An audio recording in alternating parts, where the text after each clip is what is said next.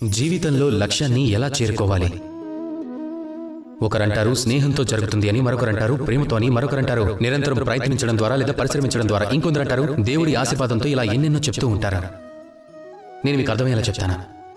త్రిలోకాలు ఉన్నట్లే, అంటే 3 లోకాలు, వాటిని కొనసాగేలా చేసేది త్రిమూర్తులు, అంటే 3 దైవాలు. అదేవిధంగా మన లక్ష్యాన్ని చేరుకోవడానికి కూడా 3 సూత్రాలు అవసరమై ఉంటుంది.